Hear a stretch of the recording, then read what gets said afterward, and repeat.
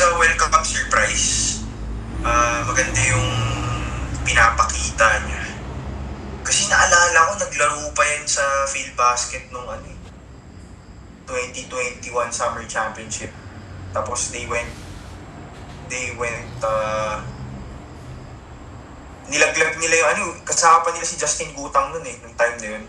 And after field basket, si Justin nag-Korean yan So at the time, he was teammates with magkakampi sila ni Jonard Clarito. And naalala ko yun, parang third seed ata yung Tanduay.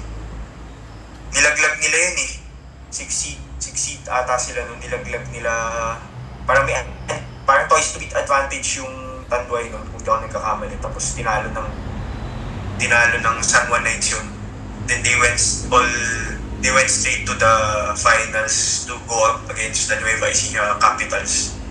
So nakalaban nila dun. Pero di sila nag-champion. I think they won a game for game 1 or game 2, pero they lost game 3. And at the time, Jonard was one of the pagkakatiwalaan talaga ng team. And I think what's surprising is, number 1, he's not, hindi siya field foreigner. Diba? Kasi usually may advantage sa mga field foreigners because iba yung talent development iba yung environment or I guess talent development sa ibang bansa compared sa atin. Maybe our passion, mataas yung passion, grabe yung passion ng mga Pinoy. Pero yung talent development sa Europe, sa US, medyo dehado tayo dun di ba? So, surprising sa kanya, di ba parang siya pag pinapabantay kay RH diba? I mean, ang laki ng tiwala ni Coach Heng Yao sa kanya. And he has, dami niya napakitang glimpses of what he could do. And I think, pinakita naman niya na karapat-dapat siya sa tama, di ba? PBA Most Improved Player siya last season.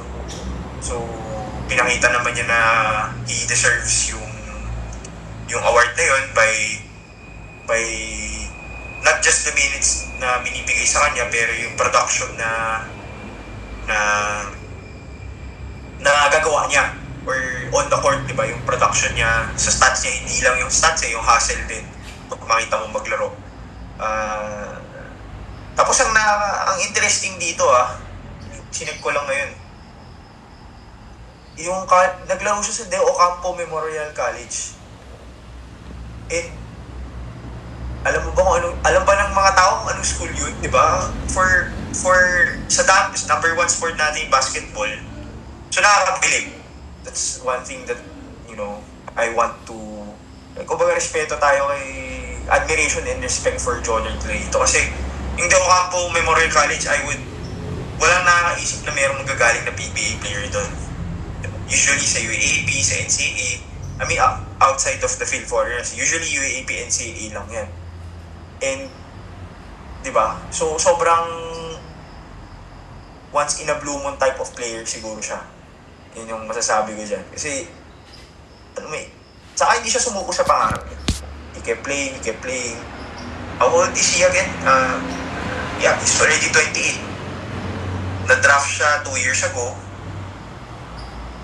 He was already 26 at the time. Medyo matanda na yan for a rookie.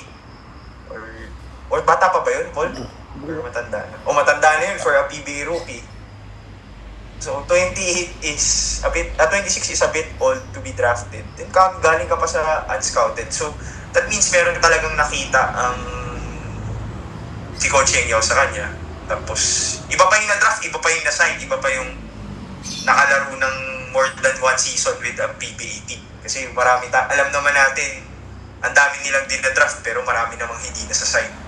Ganun ang kalakaran dyan, di ba? Hindi ko rin maintindihan bakit hanggang ngayon ganun pa rin karami yung number of draftees.